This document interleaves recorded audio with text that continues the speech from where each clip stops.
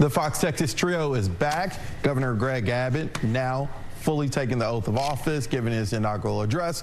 In response to that, new House Democrat Chair Trey Martinez-Fisher responded to Abbott's speech by saying that Republicans, specifically Abbott, has not given an economic plan to help Texans dealing with economic pain. He also said that Republicans and Abbott are responsible for high prices, like grocery prices. Rudy, was that a good strategy by the Democrats? That's a bold move, Stephen, to somewhat quote a line from the Dodgeball movie. You know, the initial reaction that I had when I heard that was, you know, there's going to be some hard pushback on Democrats for that, with many noting that inflation pressure is really attributed to the Biden administration, not the Republicans. You know, it reads like the daily spin that we get from the White House press secretary, Stephen. Greg, do you think Democrats missed the mark with this response to Governor Abbott's speech? Stephen, of all the arguments they could have made, this, in my view, is the least defensible. Keep in mind the staggering amount of federal spending pushed through Congress by both the Republicans and Democrats has been a key driver of inflation. Now, over the past 2 years, President Biden and Democrats, rightly or wrongly, shoved trillions of borrowed dollars into the economy, and prices were certain to rise as Americans rushed to spend them. To turn around and blame Texas Republicans for doing too little to subsidize Texas families feeling the squeeze seems like pretty thin soup. Remember, Abbott and the GOP crew won in November by double digits with the message, Texas is the state of unrivaled opportunity for those who are willing, rather than a state of generous, guaranteed entitlements.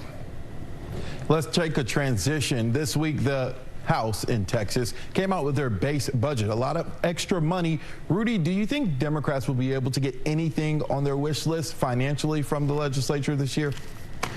Yes, Stephen, there's a lot of money at play, right? The budget plans for the House and the Senate are long reads, each over 1,000 pages long. So I think the Democrats will have a little time to lay out a specific plan for the surplus next month. That's after the governor's State of the State address.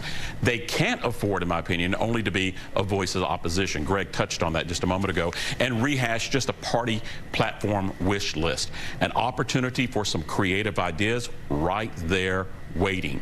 And like you said earlier, both the House and the Senate base budgets leave a lot of money on the table, about $50 billion. That's billion with a B.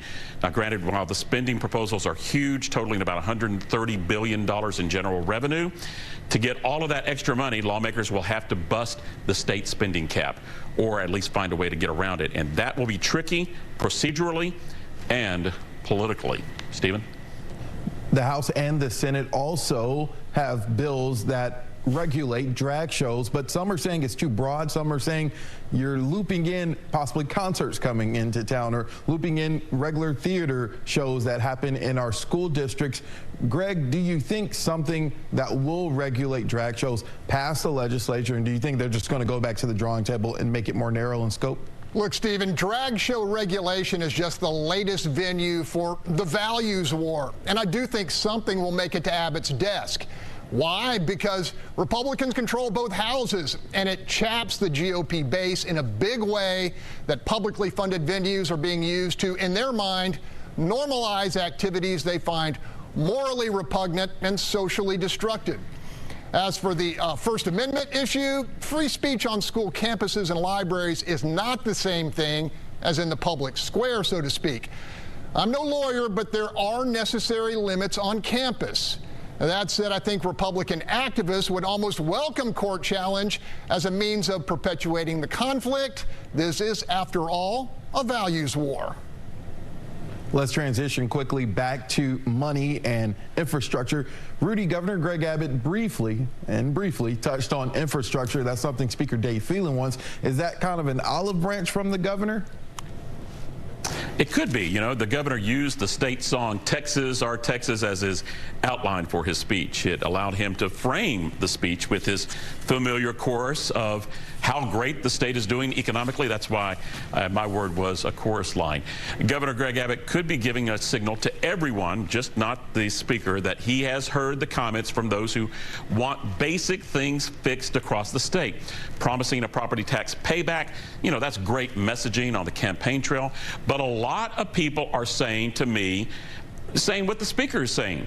Fix the dang potholes. Build and expand some freeways, not tollways, freeways. Put up more utility lines and come up with a better way to do water banking. A better water banking idea to give the state a larger safety net or bucket during times of drought. Ideas like that. Stephen? Greg, is Governor Abbott going to try to let both chambers duke it out and he'll just see what bill comes to his desk? Stephen, the infrastructure pitch is a surefire winner. Fuels jobs, lifts the economy, and most importantly, attracts more businesses and talent to relocate to Texas in the future. You know, in a recent speech, Phelan talked about the major Wall Street ratings agencies saying Texas is literally doing everything right except upgrading and replacing its tired, often insufficient infrastructure. Ultimately, this battle this session will get regional, as in funding water systems in thirsty West Texas versus storm and flood protection for the Gulf Coast. Bottom line, everybody gets something. All right, that's all the time we have for now. To see this episode and any of our other episodes, go to our station's YouTube channels. And keep the conversation going by sending us questions on our social media pages. The 88th Texas legislature is just getting started, and next week we will dive into yet another issue of interest to all Texans. In the meantime, remember to let us know what you think the issue is.